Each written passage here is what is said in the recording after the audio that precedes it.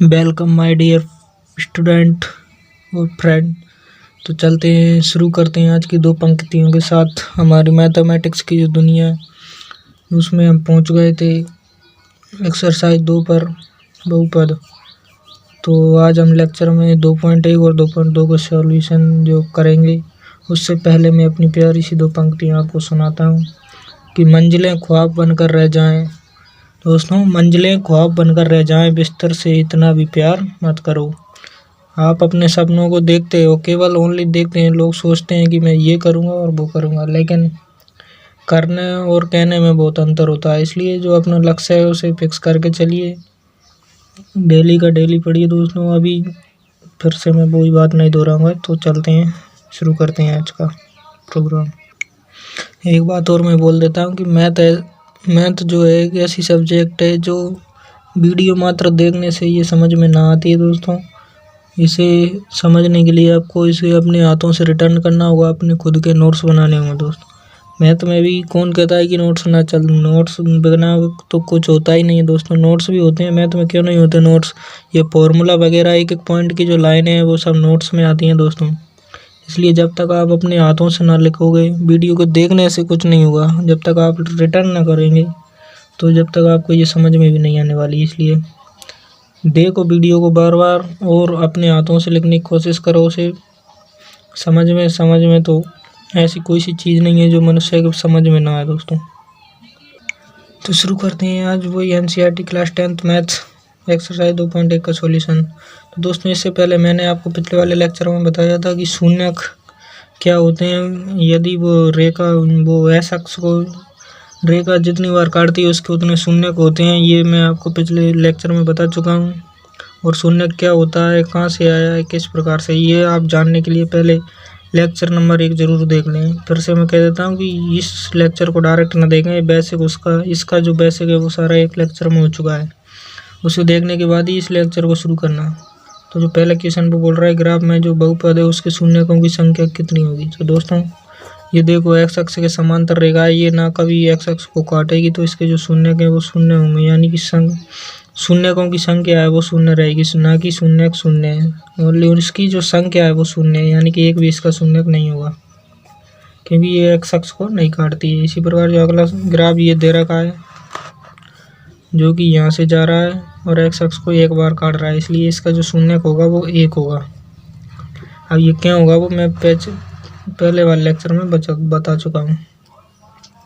इसी प्रकार इसमें जो है ये वक्र दिया हुआ है, इस प्रकार का रेखा है जो एक्स को 3 जगह काट रही है, तो इसलिए इसके जो शून्यक होंगे वो 3 होंगे। इसके बाद जो 5वां पॉइंट है इसका, तीसरे के बाद 5वां, चौथा आपको करना है। तो इसके जो वक्र है वो एक्स अक्ष को 1, 2, 3 और 4 जगह काट रहा है, इसलिए इसके जो शून्यक होंगे वो 4 होंगे।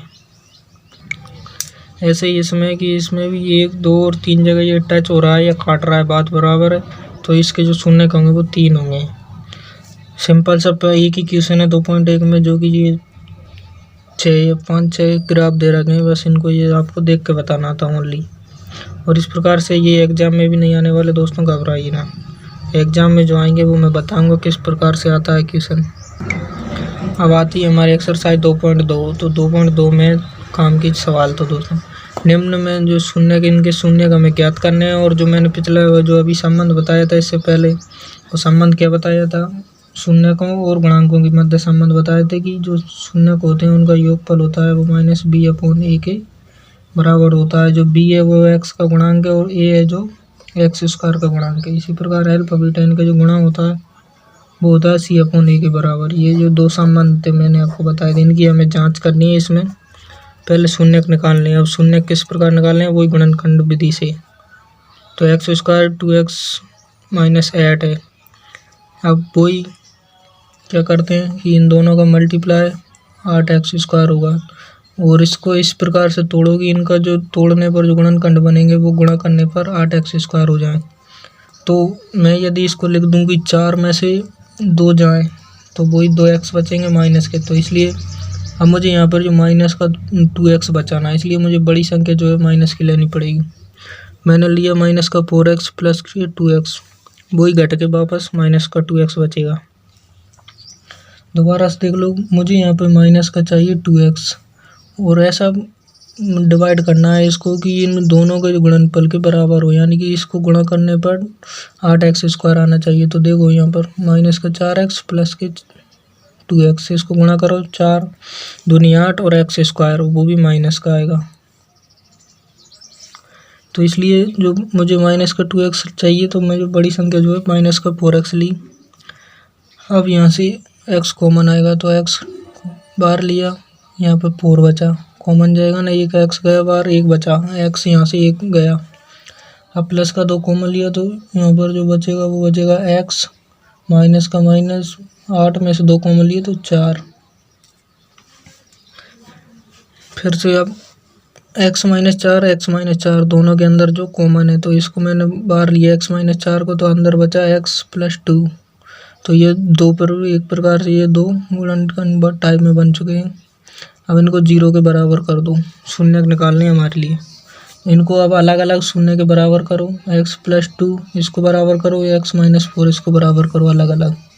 तो x बराबर 1 तो इसको इधर पक्षांतरण करेंगे तो माइनस का हो जाएगा 2 और इसको इधर करेंगे तो पॉजिटिव 4 हो जाएगा। इसलिए जो एल्फा और बीटा के जो 2 मान आए हमारे पास वो -2 और 4 आया। अब ये 2 क्यों, मैंने आपको पहले बता दिया कि ये x की पावर जितनी अधिक होगी उसके शून्य के भी उतने ही होंगे। यहाँ पर x² है इसलिए इसके 2 शून्य का हमारे पास निकल कर आए -2 और 4 जो एल्फा बीटा के मान है। अब इनकी जांच करने के लिए वही संबंध का यूज करेंगे हम। शून्यकों का जो योगफल होता है वो होता है -b/a। अब यहाँ पर b क्या है तो b ये रहा -2 और a क्या है तो 1 है इसके गुणा में। ये a और b इस प्रकार से ax² + bx प्लस का c। तो जो a होता है वो x² का गुणांक, b होता है x का गुणांक और प्लस c होता है अचरपद। अब जांच करने के लिए वो एल्फा + बीटा बराबर -b/a, इनमें मान पुट कर दो। एल्फा का मान -2, बीटा का मान ये 4, माइनस का माइनस यहाँ पर ये माइनस तो रहेगा ही सही। और अब b का मान हमें पुट करना है तो b का जो मान है वो -2 है, तो -2 अंदर पुट किया, -2। तो अब इनको सोल्व करेंगे तो 4 में से 2 गए तो पॉजिटिव 2 बचेगा और इसी प्रकार ये माइनस माइनस मल्टीप्लाई होकर प्लस बना देगा 2। तो जो लेफ्ट हैंड साइड है वही राइट हैंड साइड हमारी आई। इसी प्रकार जो गुणनफल में संबंध है वो देखो, एल्फा × बीटा बराबर होता है c/a। एल्फा का मान -2, बीटा का मान 4, इनको मल्टीप्लाई करेंगे -8। सी का जो मान है वो है अचर पद, ये रहा 8, तो 8 और बार माइनस यानी कि -8 यहाँ पर है, तो -8 ए का मान है 1, तो वही -8 बराबर -8, लेफ्ट हैंड साइड बराबर राइट हैंड साइड। तो हम इस प्रकार कह सकते हैं कि ये जो दोनों पॉइंट है वो इस संबंध को सत्य बताते हैं, यानी सत्य सिद्ध करते हैं। दोबारा से देख लो, पहले इसके शून्य निकालने हैं। शून्य को निकालने के बाद जो मैंने जो 2 पॉइंट बताए हैं उनकी जांच करने के लिए योगफल और गुणनफल के रूप में इनको आपको ट्राई करना है।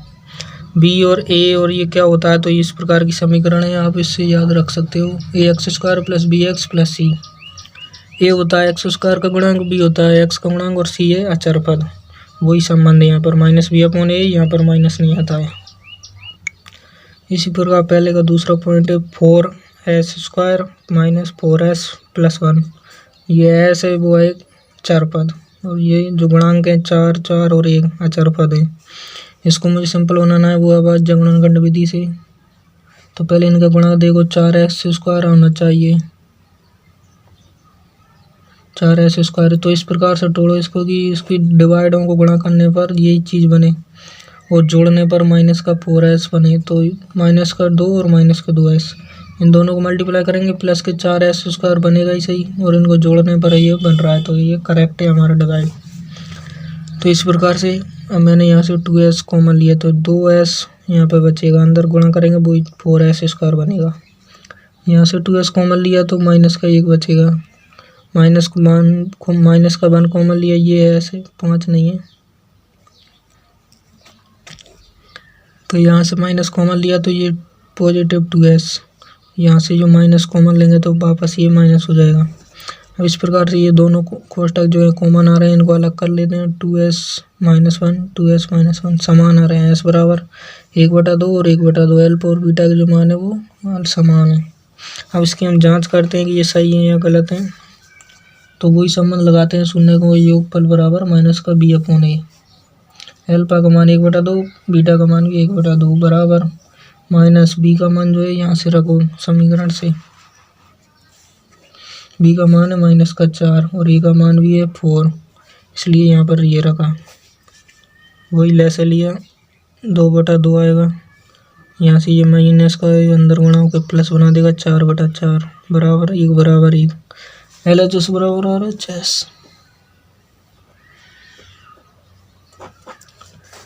इसी प्रकार गुणा के रूप में देख लो, अल्फा बीटा बराबर सी अपॉन ए, तो 1/2 मल्टीप्लाई 1/2 बराबर सी का मान है 1, ए का मान वही 4, 1/4 बराबर 1/4। LHS बराबर RHS। तो दोनों स्थितियों में संबंध जो है सत्य सिद्ध होता है। मैं तो यहाँ बता ही रहा हूँ दोस्तों, आप यदि आप जब तक आप अपने हाथों से इन सवालों को न करोगे कभी भी आपको ये समझ नहीं आएंगे। इसलिए मैं तो यहाँ बता रहा हूँ, वापस इसे आप अपने हाथों से कॉपी में करके देखिए, समझ नहीं आता है फिर से देखिए, इस प्रकार से चलते रहिए। तो अगला जो तीसरा पॉइंट है 6x² - 3 - 7x। अब जो x² x, ये समीकरण तो ये होती है x² plus bx plus c, तो x के स्क्वायर के बाद x आना चाहिए, तो ये समीकरण थोड़ी उल्टी लिख रखी। इसे हम सही क्रम में जमाते हैं, तो 6x² - 7x को आगे लिख दिए, -3 को पीछे लिख दिया, बराबर में 0 लगा दी। अब वो इसके गुणनखंड करने हैं हमारे लिए। तो गुणनखंड कैसे करने हैं कि 6x² है, इसको इससे मल्टीप्लाई किया, 6 × 18x² आना चाहिए माइनस का, इसको डिवाइड करने पर ये आना चाहिए गुणा में, और जोड़ने पर -7x आना चाहिए। तो मैंने डिवाइड किया इसे, माइनस के 9x में से प्लस के 2x ऐड किए, तो वही जोड़ने पर तो -7x आएगा, और गुणा करने पर देख लो 9 दूनी 18 माइनस का x² ये आ रहा है। तो ये जो डिवाइड किया है वो मैंने सही किया है मतलब। अब मैं यहाँ से 3x कॉमन लेता हूँ, 3x कॉमन लिया तो यहाँ पर बचेगा 2x और यहाँ बचेगा 3 × 9, और यहाँ से जो मैंने +1 कॉमन लिया 2x माइनस का 3 सेम टू सेम। अब ये जो कोष्टक है मैंने कहा था कि ये दोनों समान बनने चाहिए, इसी प्रकार से यदि ये बराबर बन रहे हैं तो हमारा जो डिवाइडेशन वो भी सही है, इस प्रकार से चेक कर सकते हैं। तो 3x + 1, ये 2x - 3 जो है मैंने कॉमन लिया, तो ये बचा 3x और ये बचा +1 ये वाला। अब इनको अलग अलग 0 के बराबर कर दो, 3x + 1 के बराबर 0, 2x - 3 के बराबर 0। इनको पक्षांतरण करके हम x का मान निकालते हैं। एक प्लस का 1 है, इधर भेजो माइनस का 1, 3 मल्टीप्लाई में तो भाग में जाएगा, तो x बराबर आएगा अल्फा का मान -1/3। इसी प्रकार 2x - 3 बराबर 0, तो 2x बराबर 3, तो x बराबर 3/2।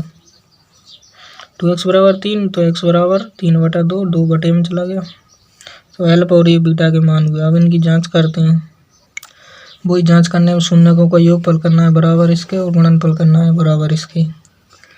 अल्फा प्लस बीटा के मान पुट किए -1/3 प्लस बीटा का मान पुट किया 3/2 बराबर माइनस का बी का मान यहाँ समीकरण ये है हमारे पास 6x² - 7x - 3। तो बी का मान यहाँ से लगा -7 -12 है सही, और जो बी का मान है वो -7 है, ए का मान जो है 6, वही इसका आप लेसा लेंगे, 3 दूनी 6 मैंने लेसा लिया इसका, 3 का भाग 6 में 2 बार गया, 2 को इससे -1 से मल्टीप्लाई किया तो -2। अब 2 का भाग 6 में लगाया 3 बार, 3 को इससे मल्टीप्लाई किया, 3 × 9 बराबर वही 7/6। इसको 9 प्लस का है और माइनस का 2 है, तो बराबर टोटल आएगा 7/6, और यहाँ भी 7/6। तो LHS बराबर RHS। अल्फा बीटा से देखते हैं संबंध, वही -1/3 3/2। सी का जो मान है वो हमारा -3 है, ए का मान जो है 6, तो यहाँ पर इसको मल्टीप्लाई किया -3/6, और जो सी अपॉन ए का मान बनेगा वो भी -3/6। इसलिए जो संबंध है वो सत्य सिद्ध होता है दोस्तों। LHS बराबर RHS, दोनों स्थितियों में संबंध सत्य है। अब ये जो चौथा पॉइंट दे रखा है 4u² + 8u, इसमें जो अचर पद है उसका मान हम शून्य मान लेते हैं अपने मन से, क्योंकि शून्य को ऐड करेंगे तो वही संख्या बनेगी, वो तो सी की जगह पे जो है शून्य है। अब मैं इसको डायरेक्ट डिवाइड करता हूँ क्योंकि शून्य तो इसमें कोई लेने या ना लेने से कोई मतलब नहीं। तो मैंने यहाँ से 4u कॉमन लिया। 4u जब मैं कॉमन लूँगा तो एक u अंदर बचेगा, बाहर इसमें बचेगा प्लस का 2, क्योंकि इससे गुणा करके चेक कर लो कि 4u दोनों गुणा होंगी तो स्क्वायर बन जाएगा, और जो 4u को 2 से गुणा करेंगे तो 8u बनेगा, वही वापस। अब इनको वापस अलग अलग, जब तक ये गुणनखंड के रूप में डिवाइड ना हो तब तक आप 0 के बराबर ना करें। अब ये बराबर हो चुका है, जैसे ये दोनों गुणा में है तो इनको हम लिख सकते हैं 4u बराबर 0 और u प्लस 2 के बराबर भी 0। तो एक u का मान तो आया हमारे पास 0, 4 गया बटे में तो 0 बनेगा, और u का एक मान आया माइनस का 2। तो एक अल्फा और एक बीटा का जो मान है हमारे पास निकल कर आए। इस प्रकार वही आपको अब जांच करनी है, alpha plus beta minus B upon A में मान पुट करना है, LHS बराबर RHS हो जाएगी। इसी प्रकार गुणा के रूप में पुट करना है, तो ये 0 मल्टीप्लाई माइनस 2 तो 0, और 0/4 किसी भी 0 का किसी भी संख्या में, यानी कि 0 में किसी भी संख्या का भाग लगाओ तो वो शून्य ही देगा। अगला क्वेश्चन देखते हैं। इसका जो 5वां पॉइंट है वो है t² - 15 बराबर 0। अब t² बराबर 15 इसे हम डायरेक्ट निकाल सकते हैं। t² तो रहने दो, इस 15 को इधर भेजो, 15 के इधर भेजा मैंने। अब इसको स्क्वायर है, इसको इधर भेजूंगा तो ये रूट में जाएगा, यानी कि मैंने दोबारा से इसको इधर भेजेंगे ये स्क्वायर को, तो ये आएगा 1/2 के रूप में, और 1/2 का मतलब होता है अंडर रूट। तो ये 15 के ऊपर अंडर रूट लग गया। अब जब अंडर रूट से संख्या बाहर आती है तो ये दो मान देती है प्लस और माइनस के रूप में, यानी कि जो निकलने वाली संख्या है वो या तो पॉजिटिव निकल सकती है या नेगेटिव भी निकल सकती है, इसलिए यहाँ पर प्लस माइनस लगाया जाता है रूट के आगे। तो एक तो हमारे पास नेगेटिव वाली संख्या बनेगी, दूसरी पॉजिटिव संख्या बनेगी। तो टी में जो अल्फा और बीटा के मान है वो ये हो गए। अब इसमें वही जांच करनी है, अल्फा प्लस बीटा मान पुट करो, समान संख्या जोड़ने पर शून्य होगा, और 0/1 है तो इसका भी 0 होगा। इसी प्रकार सी अपॉन ए में मान पुट करो तो माइनस का 15 सी का मान है, और एक ए का मान है, और अल्फा बीटा का मान ये हमारे पास है ही सही। जब रूट गुणा होता है, ये रूट मल्टीप्लाई रूट, तो इनके पावर 1/2 जब रूट को निकालते हैं तो इनकी जो पावर है वो 1/2 बन जाती है, यानी कि 1/2। अब जब इनको जोड़ेंगे तो वापस से ये 1 बनेगा और रूट हट जाएगा, तो 15 के ऊपर 1 रह गया, और इधर ये 15 ये, तो -15 बराबर -15। इस प्रकार से जो 2.1 का जो अगला क्वेश्चन है वो अभी हमने नहीं पढ़ा, उसको अगले लेक्चर में क्लियर कराने के बाद हम सॉल्व करेंगे। तो पढ़ते रहिए दोस्तों, मस्त रहिए, व्यस्त रहिए, स्वस्थ रहिए। धन्यवाद दोस्तों।